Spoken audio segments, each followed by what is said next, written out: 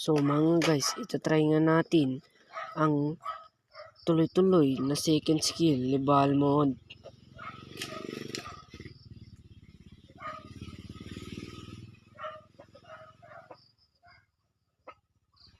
Ganito lang ang gawin. Mag-no CD ka muna. Tapos mag-max level at bili ng pera. Tapos mag-normal build na lang tayo guys.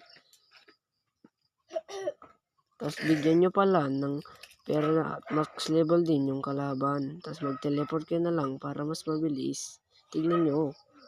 Masakit to. At pindutin nyo lang yung second skill para tuloy-tuloy yung blade. O, tignan nyo diba? Ganyan lang ginagawa nila. Ano, Jay? Oh, tignan nyo.